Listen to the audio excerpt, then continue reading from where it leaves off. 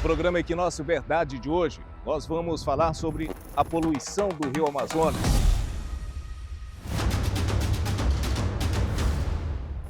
Os impactos causados por pneus, plástico, garrafas PET, alumínio. O que isso tem impactado na vida marinha?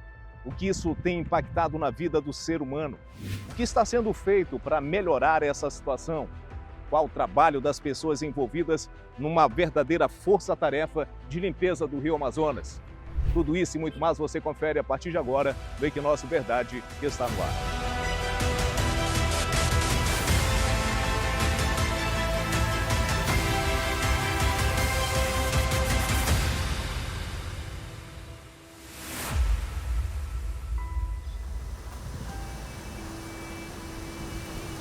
O Rio Amazonas, localizado na América do Sul, é o maior rio do mundo em volume de água, com uma extensão de 6.992 quilômetros. Ele tem sua origem na Cordilheira dos Andes, no Peru, a 5.600 metros acima do nível do mar. O rio recebe vários nomes e diversos afluentes em seu curso no Peru, até receber o nome de Solimões, na fronteira do Brasil, no município de Tabatinga, no Amazonas. De lá, segue seu curso até encontrar o Rio Negro, próximo à cidade de Manaus, onde recebe o nome de Rio Amazonas. Assim, ele atravessa os estados do Amazonas e Pará até chegar à sua foz, com 300 quilômetros de largura, no grande delta do Amazonas, entre os estados do Pará e Amapá. E é aqui, em Macapá, a capital do estado amapaense, que o rio mostra seu gigantismo e beleza incomparáveis.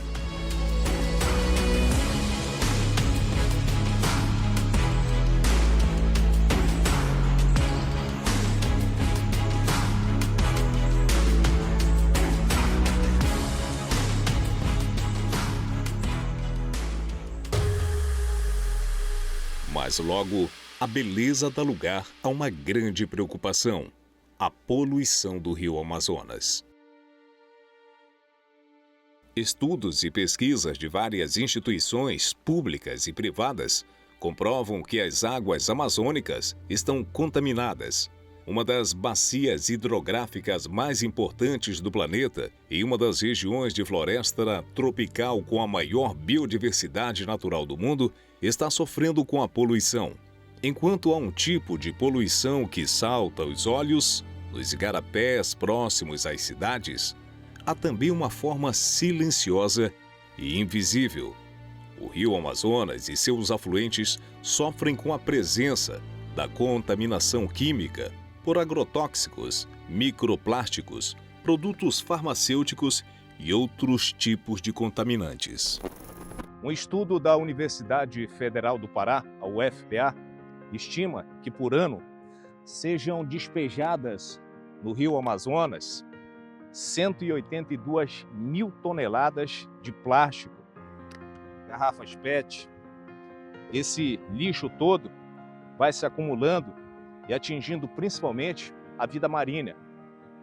Muitas espécies, como botos, que são encontrados mortos hoje, têm dentro do estômago resíduos provocados exatamente por esse descarte irregular, esse descarte criminoso por parte dos homens. A vida marinha acaba sendo literalmente devastada pela ação humana. Para pesquisar, monitorar e subsidiar políticas de combate à poluição dos rios da Amazônia, o IEPA, o Instituto de Pesquisas Científicas e Tecnológicas do Estado do Amapá, se uniu à criação do Observatório do Lixo Antropogênico Marino, OLAMAR, que surgiu para colaborar e unir esforços e conhecimentos em diferentes frentes no combate à poluição plástica na costa amazônica, como explica a doutora em Ecologia Aquática e Pesca e pesquisadora pós-doc do IEPA, Raqueline Monteiro. O projeto OLAMAR, o Observatório de Lixo Marinho, é um projeto em parceria concomitante entre os estados do Amapá, Pará e Maranhão, que busca justamente desvendar os níveis de contaminação da nossa zona costeira amazônica, através de resíduos maiores, como embalagens, tampas, resíduos de pesca, mas também identificar a contaminação de pequenas partículas de plástico na água, no sedimento e nos organismos também. Organismos que são utilizados na nossa alimentação, como peixe, camarão e outros tipos de crustáceo também. Então, a partir do momento quando a gente entende os níveis de contaminação e consegue comparar entre os estados, né, nós podemos começar a identificar as possíveis fontes desse material, né? Se é uma fonte, por exemplo, uma cidade próxima a um rio, ou uma praia, um balneário, ou até mesmo as navegações, as embarcações que fluem aqui pelos nossos rios, né, nos rios Amazonas, no Rio Pará, e entender, conseguir identificar. E a partir desses dados, desse entendimento, dessa discussão, desses resultados, esses dados podem servir para subsidiar políticas públicas, né? Porque a partir do momento que a gente entende as fontes potenciais desse material, a gente consegue identificar os culpados e os responsáveis também de conseguir gerir melhor a nossa área, que é fundamental. Mas até agora, o que já se conseguiu extrair de informação do que já foi coletado? Preocupante. Qual é a situação hoje que nós vivemos? Então, dentro desse cenário da poluição plástica, né, por exemplo, o Amapá até então não tinha nenhum registro científico, que eu digo de fato artigo publicado sobre isso, né? E nessas primeiras coletas que foram realizadas agora no primeiro semestre, né, em relação ao resíduo grande, né, plásticos maiores. Por exemplo, nós encontramos uma grande quantidade de lixo internacional, principalmente garrafas, embalagens de alimento também, algo como se fosse uma goiabada, glacê. Então a gente ficou realmente chocado com essa quantidade de material de países da África, por exemplo, países da Ásia também. E aí começa a surgir as discussões, né? Nossa, como é que um material desse, por exemplo, da Nigéria, da Serra Leoa, uma garrafa PET, chegou na nossa região, né? Será que foi através das correntes marinhas? Será que foi através de embarcações internacionais que visitam a nossa costa? E outros resultados interessantes também foi, por exemplo, um ninho de japim. Nós achamos uma colônia com 12 ninhos e todos esses ninhos tinham algum tipo de plástico, principalmente fios de pesca, né? Então a ave, ali o japim pegou o fio de pesca, né, e começou a tecer um ninho feito de plástico. A gente está falando de que região da Amapá? Isso foi na praia do Goiabal, em Calçoene, esses principais resultados, né? A pesquisadora diz que a poluição plástica dos rios coloca em risco a própria saúde da espécie humana. Esse plástico, né, grande tanto quanto pequeno, ele é feito de petróleo, né, a principal matéria-prima, que já é um contaminante por si só tóxico. Só que durante o processamento do plástico, aditivos químicos como corantes, anti-inflamáveis, enfim, diversos tipos de substâncias químicas são adicionadas ao plástico. Sempre se questionou o transbordo feito pelos navios cargueiros, por exemplo, que aportam aqui em frente a Macapá e que quando chegam do oceano, despejam essa água que eles trazem como lastro. Já se identificou alguma coisa nesse sentido? Se tem pesquisado também essa questão dessa movimentação dessas embarcações? A questão do tráfico de embarcações, né, é uma questão assim comercial, mas também ambiental, né? Uma vez que tem essas águas de lastro, né, que dentro da questão da biodiversidade, por exemplo, ela pode transportar espécies exóticas, que seriam espécies que não são comuns da nossa região. E caso esse organismo, né, venha a se desenvolver na nossa região, ela pode desequilibrar todo um ecossistema. Todos nós somos responsáveis, né, por conta dessa contaminação, tudo, mas em diferentes graus e diferentes funções, né? Nós, enquanto consumidores, população, tentar jogar nosso resíduo, mas ele também precisa ter uma lixeira, precisa ter um recolhimento correto, um destino correto. Então, o governo, empresas também vão entrar com outras demandas e outras funções dentro disso, para termos um ambiente de qualidade para todos, né? É a geração de muita coisa necessária. Investimentos, sobretudo em pesquisa, ciência e tecnologia, ela é fundamental para se ter, por exemplo, gestão ambiental. A gestão ambiental vai levar ao planejamento e depois, por último, se ter o desenvolvimento, que é o que a gente espera, a recuperação daquilo que nós já perdemos dentro da nossa biodiversidade, dentro desse ecossistema tão gigante e rico que nós temos. Mas se a gente não cuidar, a gente está fadado ao fracasso, sem dúvida nenhuma. Porque uma vez a vida marinha indo embora, nós vamos rio abaixo com ela. No próximo bloco, o despejo incorreto de lixo e o assoreamento dos canais na orla de Macapá. O que dizem as autoridades e o que pensam as pessoas que fazem dos rios da Amazônia suas ruas e avenidas para o transporte de produtos. O Equinócio Verdade volta já já.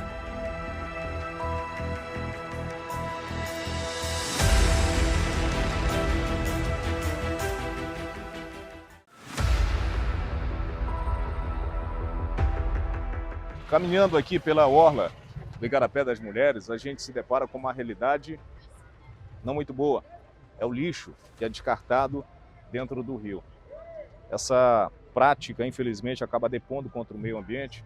Secretário Elcio, a gente sabe que existem ações aqui no canal do Igarapé das Mulheres, principalmente nessa área de orla. É uma ação que deveria estar acontecendo por parte do Estado, mas o município tem tomado aqui frente a algumas ações para tentar reduzir os impactos disso. É triste a gente ver isso, né? O nosso rio Amazonas, que é o maior rio em volume e extensão de água do planeta, mas esse descuido da população aqui com o nosso ambiente é preocupante. Né? Muito preocupante, né? O Brasil é o quarto produtor mundial de plástico, né? Vale salientar isso. E está nas últimas colocações em relação a reuso, reutilização, reciclagem do plástico, né? Então a gente observa garrafa PET, né, isopor, PAD, que é um outro tipo de plástico, alumínio, né, metal, lata de cerveja, né? Então, isso aqui prejudica demais. Olha, pneus. Então o Rio Amazonas, quando nasce nos Andes peruanos, então são 8.000 quilômetros, né? A bacia amazônica é formada por bacias e canais interligados, é uma rede, né? Então, e deságua aqui no oceano através do delta, do Amazonas. Então a gente fica muito preocupado. Quer ver um canal desse do Perpétuo Socorro completamente assoreado, a entrada, as embarcações não conseguem mais adentrar pelo assoreamento, né? Aqui precisa, em caráter de urgência, de um trabalho de drenagem, de macro-drenagem aqui, né? Um trabalho em conjunto que exige um esforço concentrado de todas as esferas de poderes aqui, é um montante de recursos e de providências, de contratações técnicas, estudos, que o poder municipal sozinho não vai dar solução definitiva.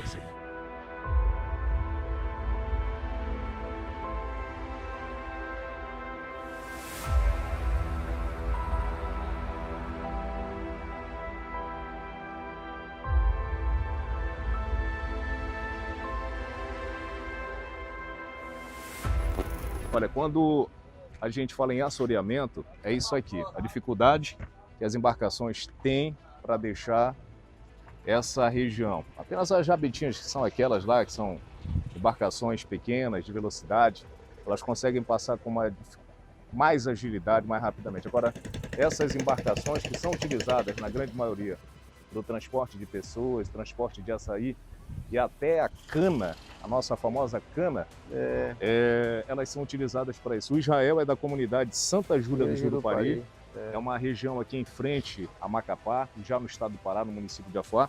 Israel, você já trabalha com isso há mais de 5 anos, com esse transporte de canas, e tem enfrentado muita dificuldade. A coisa tem piorado aqui para entrar e sair do canal? Quando a água está agitinha, quando a gente chega aqui, chega só a metade do garapé para embarcar, né, as canas, aí fica ruim para embarcar. Não trazer uma tábua, não desembarca a cana, né? Aí fica ruim para trazer as canas. Aí cada vez vai ficando mais ruim de novo aqui. Tá ficando seco o garapé. Você já não consegue mais encontrar o canal. Aqui existe um canal, mas o canal praticamente já está tudo seco já. Vocês utilizavam o canal por aqui, né? Agora já tem que achar... Lá beirando o matozinho lá, ó. É só beirando lá. Risco de qualquer coisa rebenta a quadra do leme, entra para dentro do negócio aí, vai ser um risco danado. Aí, mas lá foi a única alternativa que encontraram agora para poder sair ou chegar, né? Principalmente sair nesse horário. Para sair e chegar, A gente está aqui na enchente, a maré está enchendo, é importante falar isso, a maré está enchendo Tá, nesse momento, enchendo. tábua da maré, ela está subindo, é por isso que as embarcações nesse horário com a maré, já estão saindo mas porque tem que usar um caminho lá que nunca, na verdade, não se usava, né? de primeira era por aqui, né? E agora só é por lá mesmo.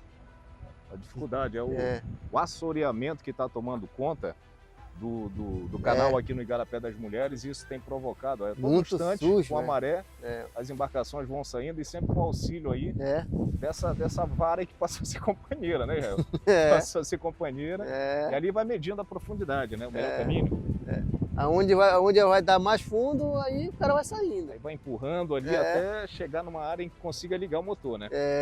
Corre risco de bater aí a hélice, né? Tudo.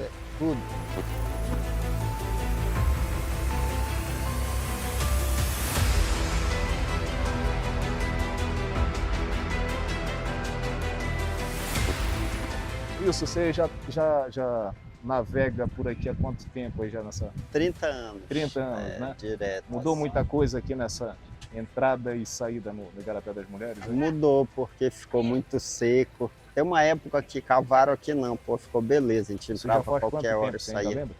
A última vez que fizeram essa dragagem? Olha, acho que faz menos de 20 anos, acho que uma época de uns 15 anos, eu acho que faz. Aí deu uma melhorada? Pô, melhorou, que a gente chegava a qualquer hora que entrava. Agora não, a gente chega aqui, às vezes água seca, a gente pula na água aí. Já aconteceu de arraia espetar o cabra assim Corre na isso, chegada. Né? Corre esse risco. Aí cortar o pé em vidro lá. A lei do lixo que é descartado, que a gente já viu no Igarapé, em toda a orla da capital mapaense, sacolas plásticas, copos plásticos, a gente ainda tem esse problema. São os grandes desafios da orla da capital mapaense, do Rio Amazonas, e esse é um problema que realmente preocupa muito. A gente vê as espécies, os peixes hoje também sofrem com isso, né? Com certeza. A vida marinha sofre com isso, o lixo que é despejado aí aleatoriamente, né? Isso é um problema sério para todo mundo. Exatamente. A gente, aqui pela orla, encontrou com o Max é professor da rede estadual. Ele fez uma observação que é muito importante nos tempos de hoje, educação ambiental.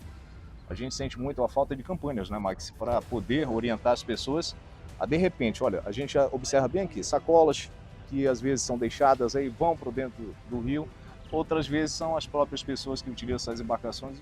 O grande desafio, por exemplo, aqui, como a gente observa, não tem uma campanha assim aos moradores do interior, principalmente os moradores daqui da região das Ilhas do Pará. Uma campanha educativa que tem como objetivo conservar, por exemplo, aqui a entrada aqui do Igarapé das Mulheres. Pode observar que joga garrafa PET, outros materiais.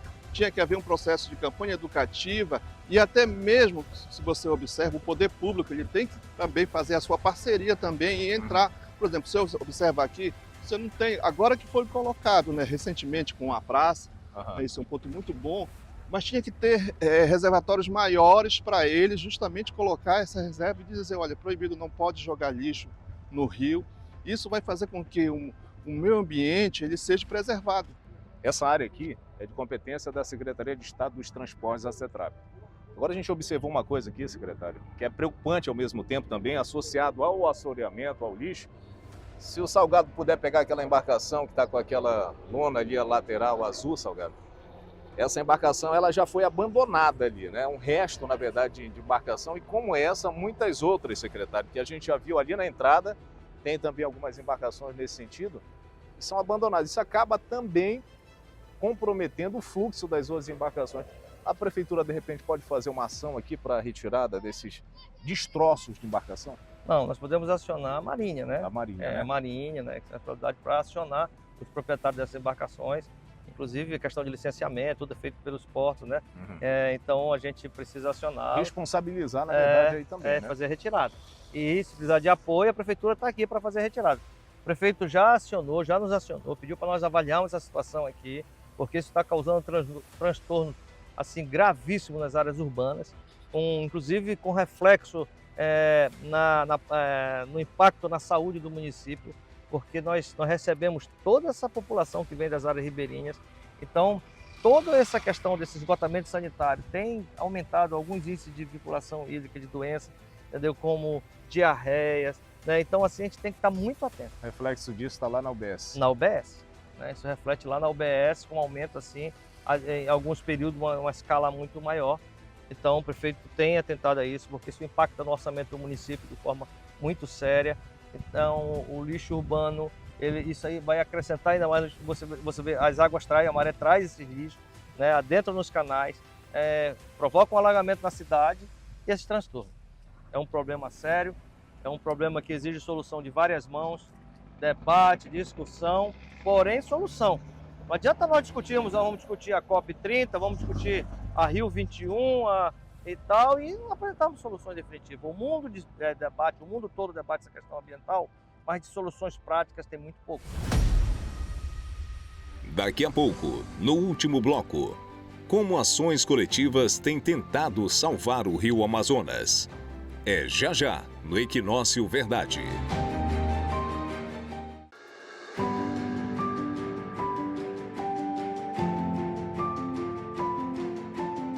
Os pneus jogados na orla do Rio Amazonas, garrafas PET, sacolas plásticas, tudo isso acaba comprometendo e muito o meio ambiente.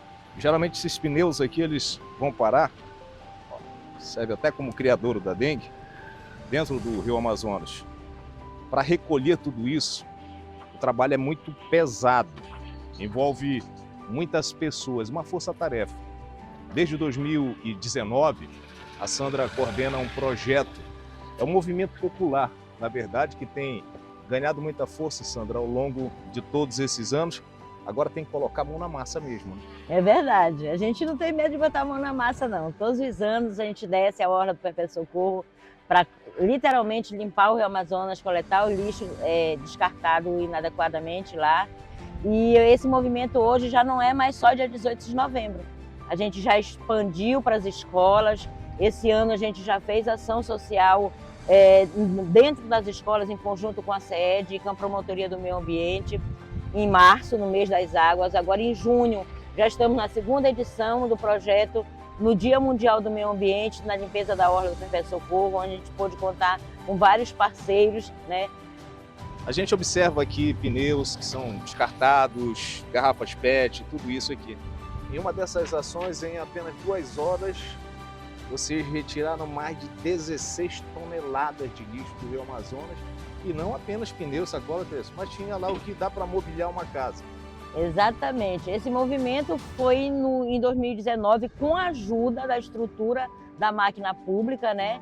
Que nós conseguimos fazer esse feito. Porque manualmente é praticamente impossível você tirar essa quantidade de lixo, né? Mas nos outros anos, quando a gente não pode contar com a ação integral de todos os parceiros, a gente faz o que dá para fazer manualmente. Aí a gente tira em torno de 3 toneladas, 4 toneladas. A professora Deusilene Saraiva também integra esse projeto. Professora, essa mensagem também é levada para dentro das escolas. O que a gente está falando aqui de uma ação, né, que já é, na verdade, o resultado da falta de conscientização das pessoas que acabam utilizando o rio como uma lixeira, né? E a gente sabe que quando o rio volta, quando a maré enche, tudo ele devolve, só que devolve de uma forma muito violenta, às vezes, provocando alagamentos. Casas que estão em áreas mais baixas acabam sendo afetadas, as famílias muitas vezes têm que sair de casa. Essa conscientização também é levada para as escolas, professor? Assim, é levado para as escolas. A gente sabe que a educação começa em casa, com a família. Mas a gente tem as escolas, que as escolas dão seguimento a essa educação para que a gente tenha uma população consciente, que a base são as nossas crianças. A professora Sandra Torrinha ainda faz uma observação importante: o desaparecimento de espécies como o siri, um crustáceo que já não é mais visto na orla da capital. É verdade. Inclusive, eu criei aqui nas margens desse Rio Amazonas, tomando banho aqui nesse igarapé, meu brinquedo principal era o siri. Cadê o siri? Hoje a gente desce para limpar aqui e a gente não encontra mais esses seres.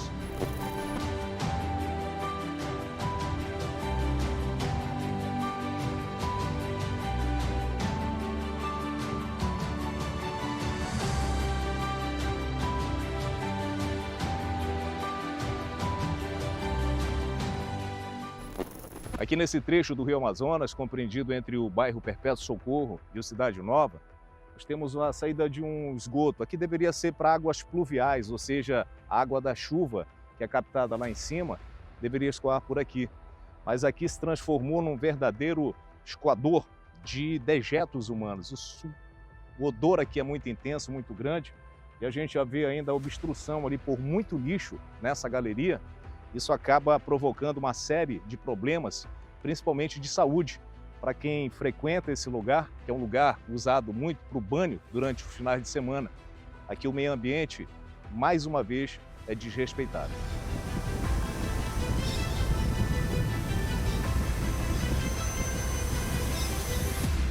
Olha, o desrespeito com o meio ambiente também passa por ações que a gente considera até como criminosas. Moradores aqui da orla do Cidade Nova, a gente vê aqui o que hoje, agora, nesse momento, já é uma carcaça de um boi. Os moradores aqui dizem que uma balsa que passou aqui, próximo à orla, descartou esse animal que teria morrido dentro da embarcação. Ele acabou vindo parar aqui na orla, agora já apenas os restos, odor insuportável. É mais uma prova de que a ação humana atua sempre para provocar situações como essa, que depõem contra o meio ambiente. Lamentável.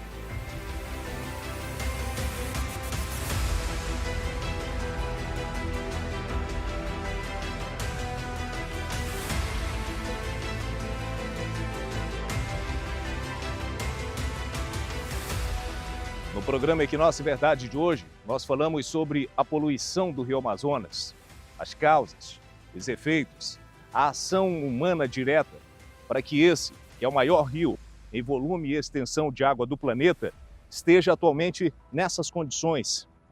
O que está sendo feito pelas autoridades, pelos movimentos sociais?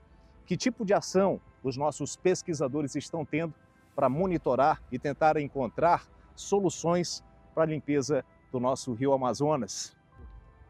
O nosso maior patrimônio, a nossa maior riqueza, que todos os dias recebe toneladas de lixo, fruto dessa ação criminosa. Mesmo assim, ele continua imponente, majestoso, o majestoso Rio Amazonas. O Equinócia Verdade volta no próximo domingo. Um grande abraço, até lá.